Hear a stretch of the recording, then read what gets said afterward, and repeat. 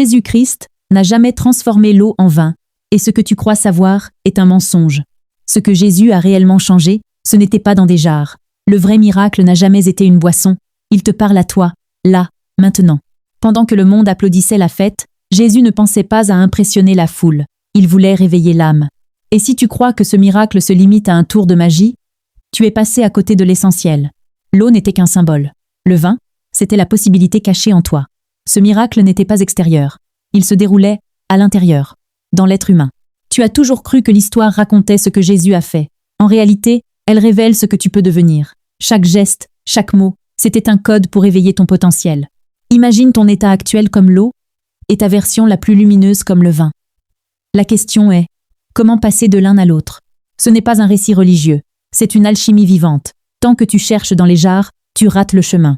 Jésus n'a jamais transformé de l'eau. Il a montré comment ton âme peut te transformer.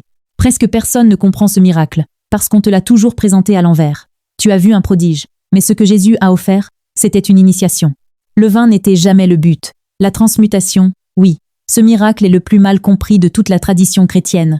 Et tant que tu crois à un simple tour de magie, tu ne verras jamais l'enseignement. Ce que tu imagines de ce miracle t'empêche de voir sa vraie portée. Mais si tu sais lire entre les lignes, tu peux comprendre la clé que Jésus a posée, et elle pourrait changer ta vie. Depuis des siècles, le récit des noces de Cana est raconté comme une anecdote presque anodine. Un mariage, une fête, du vin qui manque, et un homme qui, soudain, accomplit ce que beaucoup appellent un miracle. Il transformerait de l'eau en vin. Et aussitôt, l'esprit ordinaire s'empare de l'histoire comme d'un conte merveilleux. On y voit un acte spectaculaire, un tour presque magique, un prodige destiné à impressionner la foule, à sauver l'ambiance d'une célébration, à prolonger l'euphorie d'un banquet. Mais c'est précisément ici que commence l'erreur. Car réduire ce récit à un simple événement extérieur, c'est passer totalement à côté de sa nature véritable. C'est lire un texte initiatique avec un regard profane. C'est regarder une carte et croire que l'on a déjà parcouru le territoire. Comme le rappelait Platon, les yeux du corps ne voient que des ombres, tandis que les yeux de l'âme contemplent les réalités.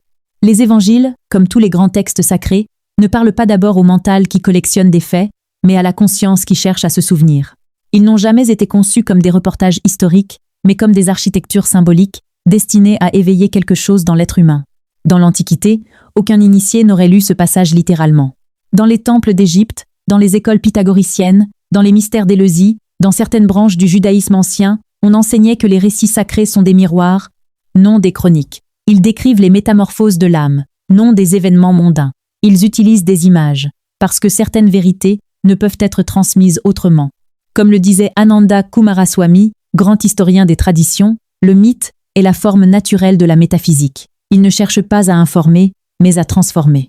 Or, l'homme moderne a perdu la clé de ce langage. Il lit les symboles comme des faits. Il prend la poésie pour un journal. Il exige des preuves là où il faudrait de l'écoute. Il cherche un miracle à l'extérieur, parce qu'il a oublié comment regarder à l'intérieur. Alors, le Christ devient un thaumaturge, un faiseur de prodiges, un personnage presque magique, venu arranger les situations humaines, et le récit se vide de sa puissance. Il devient une histoire pour enfants, là où il était une carte pour l'éveil. Carl Jung expliquait que lorsque le symbole n'est plus compris, il ne disparaît pas, il se dégrade, il se fige en croyance, ou se dissout en superstition. Et c'est exactement ce qui s'est produit. Le miracle est resté, mais le langage qui permettait de le lire s'est perdu. On a oublié que les textes sacrés sont écrits dans ce que les anciens appelaient la langue des mystères, une langue qui ne décrit pas le monde, mais les états de conscience. Une langue qui ne parle pas de choses, mais de passages. Une langue qui n'informe pas l'intellect, mais qui travaille l'âme. Comme le disait Jean-Yves Leloup, les évangiles ne racontent pas la vie de Jésus, ils révèlent la naissance du Christ en l'homme. Ce déplacement est fondamental. Car tant que l'on croit que ces récits parlent seulement d'un autre, on ne voit pas qu'ils parlent de nous. Ainsi, lorsque le texte évoque de l'eau changée en vin, il ne désigne pas d'abord une substance dans des jarres. Il désigne un état intérieur, une qualité de conscience, une transformation du rapport à soi, au monde, à la vie. Mais pour entendre cela, il faut consentir à un renversement. Il faut accepter que le sacré ne soit pas un spectacle, mais un processus. Que le miracle ne soit pas un événement, mais une maturation. Que le Christ ne soit pas seulement un personnage, mais un principe vivant. Plotin, dans les Énéades, écrivait « Ne cherche pas à voir avec tes yeux ce qui ne peut être vu que par ce que tu es devenu. Les récits initiatiques ne se comprennent pas, ils se traversent. Ils s'ouvrent à mesure que l'être intérieur se transforme. C'est pourquoi, dans toutes les traditions, les mythes étaient accompagnés d'une transmission orale, d'un enseignement, d'une préparation. On ne donnait pas un symbole à un esprit non préparé, car il devenait aussitôt un mensonge ou un divertissement. Aujourd'hui, nous avons hérité des textes, mais pas toujours de la conscience qui les faisait vivre. Alors on discute de savoir si l'eau a réellement changé de nature. On débat de chimie, s'interroge sur la possibilité matérielle. Et pendant ce temps, le sens réel du récit reste intact, fermé, silencieux. Pourtant, tout est déjà là, à qui sait lire. Le décor d'une fête, un manque, un appel, une transformation. Tout est posé dès les premières lignes, non comme un fait divers, mais comme une scène intérieure. Dans la tradition des mystères, la fête représente souvent la vie ordinaire, l'existence humaine dans son mouvement, ses relations, ses désirs, ses joies, ses excès, ses oublis. Le vin, lui, n'est jamais un simple alcool. Il est l'ivresse sacrée, la sève de l'esprit, le feu subtil, qui donne sens, profondeur et orientation à l'existence. Dire qu'il n'y a plus de vin, ce n'est pas dire qu'il manque une boisson, c'est dire qu'il manque l'essentiel, que la vie continue, mais qu'elle a perdu sa dimension intérieure, qu'il y a encore du bruit, mais plus de lumière, encore du mouvement, mais plus de centre.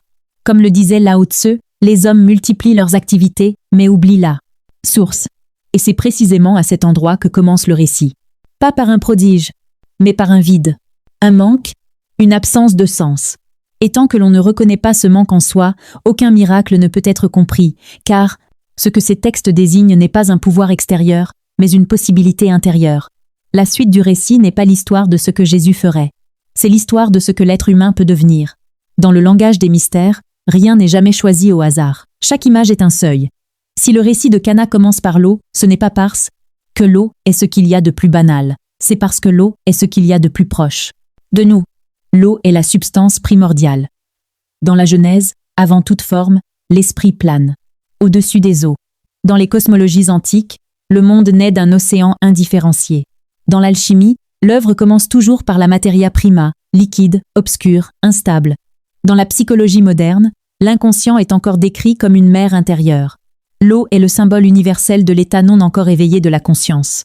Elle représente la vie, certes, mais une vie encore mêlée, mouvante, réflexe, traversée de courants contradictoires. Elle est l'émotion, l'instinct, l'imaginaire, la mémoire, la peur, le désir, l'attachement. Elle est cette dimension de nous qui réagit avant de comprendre, qui s'agite avant de voir, qui se trouble avant de se connaître. L'eau est la matière brute, et c'est profondément juste, mais cette matière n'est pas seulement physique, elle est psychique, elle est existentielle, elle est ce dont notre personnalité est faite lorsque nous n'avons pas encore rencontré notre centre. Comme le disait G.I. Gurdjieff, l'homme ordinaire est une multiplicité mouvante, un ensemble de petits moi qui apparaissent et disparaissent comme des vagues. L'eau, c'est cela, une identité fluide, instable, conditionnée par l'environnement, par les émotions, par exemple. Les influences. Aujourd'hui tu es enthousiaste. Demain tu es abattu. Ce matin tu promets. Ce soir tu oublies. Qui es-tu vraiment dans tout cela? L'eau n'a pas de forme propre.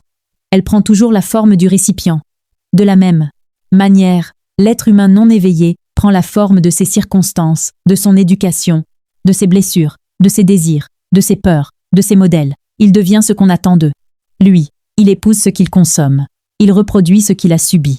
Dans la Kabbale, cette dimension est appelée Nefesh, l'âme vitale, instinctive, liée aux émotions, à la survie, aux attachements. Elle est nécessaire, elle est belle, mais elle n'est pas encore libre. L'eau est donc la vie, mais une vie encore dormante, une vie qui s'écoule, mais qui ne se connaît pas, une vie qui ressent, mais qui ne voit pas. Bouddha décrivait cet état comme celui de la soif, non pas la soif d'eau, mais la soif d'exister, de posséder, de ressentir, de se rassurer, une soif qui pousse l'être humain à chercher sans cesse à l'extérieur ce qui ne peut être trouvé qu'au plus intime. Regarde la vie quotidienne. Regarde combien de fois l'émotion décide avant la conscience, combien de fois la réaction précède la compréhension, combien de fois la peur parle avant la lucidité, combien de fois le désir agit avant la présence. Une parole nous blesse, et tout un monde intérieur s'agite. Un regard nous flatte, et nous nous élevons. Une perte survient, et nous nous effondrons. Un gain apparaît, et nous nous accrochons. Nous sommes alors comme la surface d'un lac sous le vent, toujours en mouvement, toujours troublé, toujours traversé. Comme le disait Krishnamurti, l'esprit non observé est un champ de réaction. Et tant que ce champ n'est pas éclairé, l'homme croit vivre, alors qu'il est vécu. C'est cela, l'eau des jarres de Cana. Ce n'est pas de l'eau à boire. C'est l'eau que nous sommes avant la transmutation. Dans l'alchimie, on nomme cet état le mercure vulgaire, mobile, contradictoire, fuyant, tantôt lumineux, tantôt sombre. Le mercure est indispensable, mais s'il n'est pas travaillé, il empoisonne. S'il n'est pas stabilisé, il dissout toute forme. De même, la conscience émotionnelle est nécessaire, mais lorsqu'elle n'est pas éclairée par l'âme, elle devient le théâtre de la souffrance humaine. Carl Jung montrait que l'eau est le symbole de l'inconscient, et l'inconscient n'est pas seulement un réservoir de traumatisme. Il est un monde entier, plein de forces archaïques, d'images, d'impulsions, de mémoire collective. Un monde puissant, mais dangereux, lorsqu'il n'est pas reconnu. C'est de là que naissent les dépendances, les attachements, les jalousies, les peurs existentielles, les compulsions, les identifications. L'être humain alors ne vit plus à partir de ce qu'il est, mais à partir de ce qui le traverse. Et pourtant, cette eau n'est pas mauvaise. Elle est le point de départ. Elle est la mer dont surgira le feu. Elle est la matière que l'âme cherche à transfigurer. Comme le disait Hermès Trismégiste, ce qui est en bas est comme ce qui est en haut, ce qui est en haut est comme ce qui est en bas, pour accomplir le miracle d'une seule. Le miracle ne commence pas en niant la nature, il commence en la comprenant. Dans l'astrologie traditionnelle, les signes d'eau sont liés à la mémoire, à la sensibilité, à la privadiale, gestation, au passé, à la matrice. Ils sont les gardiens du monde intérieur. Mais tant que l'eau n'est pas fécondée par le feu de la conscience, elle reste circulaire. Elle répète. Elle ressasse. Elle enferme. Combien d'êtres humains vivent toute une vie dans les mêmes schémas émotionnels, les mêmes colères, les mêmes relations, les mêmes fuites, les mêmes blessures. Ils changent de décor, mais pas de niveau d'être. Ils déplacent l'eau, mais ne la transmutent pas. Dans le Kybalion, on enseigne que l'univers est mental. Mais on précise aussi qu'il existe des degrés de mental. Un mental inférieur, réactif, conditionné. Et un mental supérieur, créateur, conscient. L'eau appartient au premier, le vin au second. Et c'est ici que le récit de Cana devient bouleversant. Car Jésus ne méprise pas l'eau. Il ne la jette pas. Il ne la remplace pas. Il la transforme. Ce détail est fondamental. Le chemin spirituel n'est pas une fuite de l'humain. C'est une métamorphose de l'humain. Ce n'est pas la destruction de l'émotion. C'est son élévation. Ce n'est pas l'écrasement de l'ego. C'est sa traversée. Ce n'est pas l'abandon de la vie. C'est sa transfiguration. Comme le disait Sri Aurobindo, la spiritualité véritable n'est pas l'évasion hors du monde, mais la descente de la lumière dans la matière. L'eau représente donc ce que nous sommes avant cette descente. Une humanité sensible, mais confuse. Vivante, mais fragmentée. Intelligente, mais agitée. Capable d'aimer, mais sans savoir aimer. C'est pourquoi l'eau est placée au début du récit. Parce que tout commence là, par la reconnaissance de notre état, par l'acceptation de notre condition, par la lucidité sur ce que nous sommes réellement, avant toute illumination. Et tant que l'homme refuse de voir son eau intérieure, il cherchera le vin à l'extérieur, dans les plaisirs, dans les idéologies, dans les relations, dans les substances, dans les pouvoirs, dans les croyances.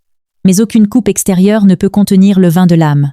Car ce vin ne se boit pas, il se devient. Après l'eau vient le vin.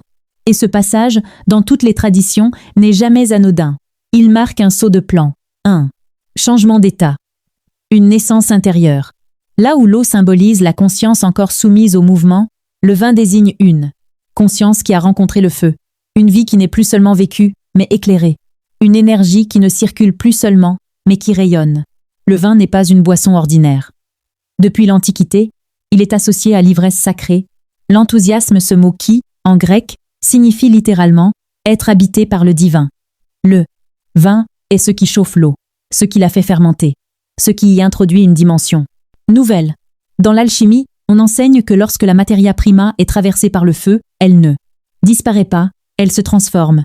Elle devient plus subtile, plus lumineuse, plus cohérente. Le vin est de l'eau qui a été initiée. Il est le produit d'un temps, d'un silence, d'une maturation invisible. Comme l'écrivait Paracels, rien de grand ne se fait soudainement. La nature agit par métamorphose. Et le récit de Cana est précisément le symbole de cette métamorphose.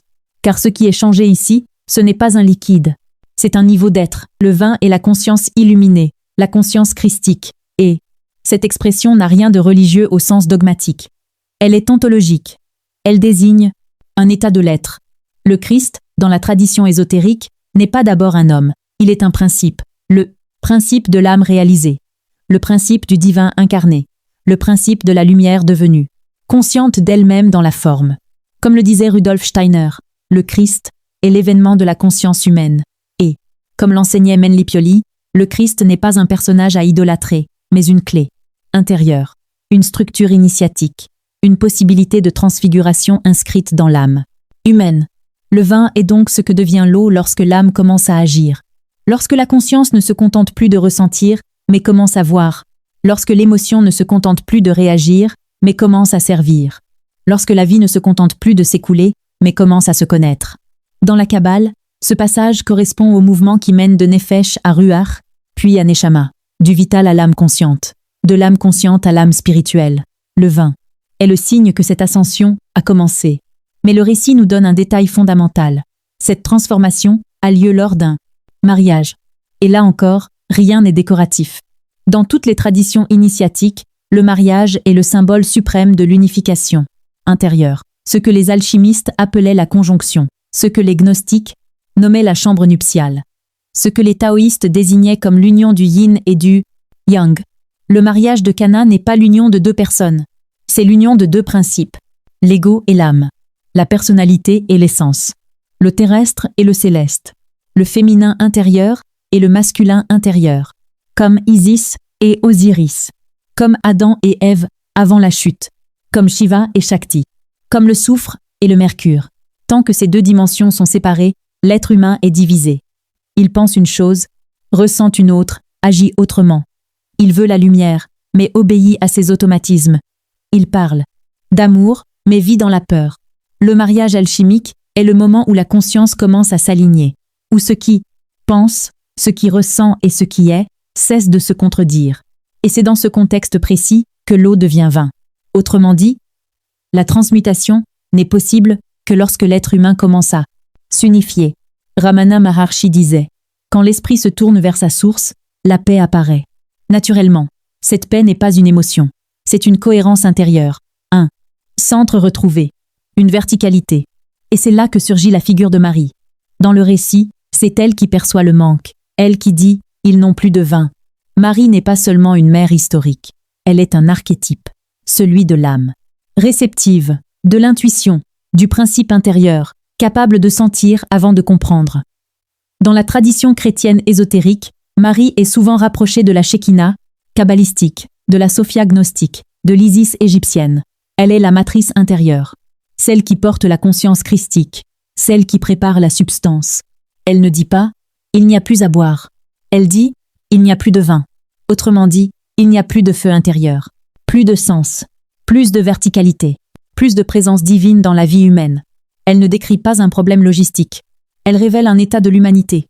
Une humanité en fait, mais sans profondeur. Active, mais sans axe. Vivante, mais sans lumière. Et c'est parce que cette dimension intérieure est prête, parce qu'elle reconnaît le manque, que le processus peut commencer. Dans toutes les traditions, l'œuvre ne débute jamais par une action, mais par une reconnaissance. Tant que l'homme croit qu'il a du vin, il ne peut pas en recevoir. Tant qu'il se croit vivant, il ne peut pas naître. Comme le disait Bouddha, reconnaître la souffrance est le premier pas vers la libération. Cana est donc le seuil. Car ce premier miracle n'est pas une guérison du corps. Ce n'est pas une domination de la nature. Ce n'est pas une démonstration de pouvoir. C'est une transmutation. Il annonce que l'être humain n'est pas condamné à rester haut, qu'il porte en lui la possibilité du vin, qu'il peut passer de la conscience animale à la conscience solaire, de la survie à la signification, de l'ego à l'âme. Comme le disait Zarathustra, l'homme est une corde tendue entre la bête et le surhumain. Le vin est le signe que cette traversée est possible. Mais attention, Jésus ne crée pas le vin à partir de rien. Il demande que l'on remplisse les jarres d'eau. C'est un enseignement immense. Cela signifie que tout le travail se fait avec ce que nous sommes, avec nos émotions, nos mémoires, nos instincts, nos blessures, nos désirs. Rien n'est rejeté. Tout est offert. Et c'est dans cet offert que le feu agit. Nisargadatta Maharaj disait « Vous n'avez pas à devenir autre chose. Vous avez à voir ce que vous êtes. » Et lorsque cette vision est assez profonde, assez sincère, assez nue, elle devient transformatrice. Le vin n'est pas ajouté. Il est révélé. Il est ce que l'eau devient lorsque l'âme la pénètre. Le miracle n'est pas extérieur, il est intérieur. Il ne se passe pas dans des jarres. Il se passe dans l'être. Et tant que l'on cherche un Christ dans le ciel, on ne rencontre jamais celui qui veut naître. Dans la conscience, lorsque le vin apparaît dans le récit, l'histoire pourrait s'arrêter là. Un prodige. Une admiration. Une célébration. Mais l'enseignement véritable ne commence qu'après. Car le plus important n'est pas que l'eau soit devenue vin une fois, il y a 2000 ans. Le plus important est de comprendre que ce processus est destiné à se reproduire, silencieusement, dans chaque être humain. Le récit de Cana n'est pas un souvenir. C'est une invitation, une carte intérieure, une responsabilité. Car si l'eau peut devenir vin, alors l'homme n'est pas enfermé dans ce qu'il est, il est un devenir, un passage, une œuvre en cours. Le vin n'est pas versé dans n'importe quel récipient. Il y a des jarres, et ces jarres doivent être remplies. Dans la tradition spirituelle, le vase représente l'être, sa structure intérieure, sa capacité à recevoir, sa cohérence. Sa pureté au sens initiatique, c'est à dire son alignement. Maître Eckhart disait « Dieu est toujours prêt, mais nous ne sommes pas toujours des récipients prêts. » Et il ajoutait que ce n'est pas Dieu qui se retire, c'est l'homme qui est trop encombré pour recevoir. Le vin de l'âme ne peut pas se déposer dans un être saturé de contradictions, dans un être qui veut la lumière mais nourrit l'ombre, qui parle de conscience mais vit dans la dispersion, qui invoque le divin mais se fuit lui-même. Dans l'Évangile, il est aussi dit que le vin nouveau ne se met pas dans de vieilles outres. Cela signifie que la transmutation exige une transformation de la structure intérieure, une purification, non pas morale, mais vibratoire, une simplification, une honnêteté, une disponibilité. Devenir le vin n'est pas une croyance, c'est une œuvre, une discipline intérieure, un art de vivre. C'est apprendre à observer ses eaux sans s'y noyer, à sentir sans être emporté, à penser sans être possédé, à aimer sans se perdre. C'est laisser l'âme éclairer progressivement les zones obscures, les réflexes, les automatismes, les blessures, les masques. Comme le disait Carl Jung, tant que vous ne rendez pas conscient l'inconscient, il dirigera votre vie et vous appellerez cela le destin. Devenir le vin, c'est précisément reprendre la direction intérieure. Dans la vie quotidienne, cela ne ressemble pas à des miracles visibles. Cela ressemble à un homme qui ne réagit plus immédiatement, une femme qui n'obéit plus à ses anciennes peurs, un être qui ne se définit plus par son passé, quelqu'un qui peut rester présent au milieu de la tempête, quelqu'un qui choisit la vérité plutôt que la protection. Cela ressemble à un regard qui s'approfondit, à une parole qui s'épure, à un silence qui devient habité. C'est cela, la fermentation de l'âme. Comme le disait Ramana Maharshi, le silence est la forme la plus puissante de l'enseignement. Le vin véritable ne fait pas de bruit. Il transforme la qualité d'être. Et c'est ici que le récit de Cana devient un miroir de notre époque. Jamais l'humanité n'a eu autant d'eau. Jamais autant d'informations. Jamais autant de stimulation. Jamais autant d'émotions. Jamais autant de distractions. Jamais autant de relations. Jamais autant de mouvements. Et pourtant, jamais autant d'êtres n'ont ressenti un vide intérieur. Une fatigue de l'âme. Une perte de sens. Une fête sans vin. Comme le disait Teilhard de Chardin, nous ne sommes pas des êtres humains vivant une expérience spirituelle. Nous sommes des êtres spirituels, vivant une expérience humaine. Et lorsque cette dimension est oubliée, la vie devient agitation sans axe. Le monde moderne est Cana avant le miracle. Un monde plein, mais non transfiguré. Et c'est pourquoi ce récit n'est pas ancien. Il est prophétique. Il décrit l'instant où l'humanité est confrontée à une question radicale. Continuer à déplacer l'eau ou apprendre à la transformer. Car aucun changement extérieur ne remplacera la transmutation intérieure. Aucune technologie ne produira le vin de la conscience. Aucune idéologie ne donnera naissance à l'âme. Seul l'être peut devenir. Tu es à la base l'eau, mais en te purifiant, en t'élevant, en fusionnant avec ton âme, tu deviens le vin. Cette phrase résume toute la voie. L'eau est donnée. Le vin est conquis. Non par l'effort brutal, mais par la fidélité intérieure, par l'attention, par la présence, par l'alignement, par la sincérité radicale envers soi. Lao Tse disait « Qui se connaît est éclairé ». Et il ajoutait « Qui se conquiert est puissant ». Se conquérir ne signifie pas se dominer, mais se rassembler.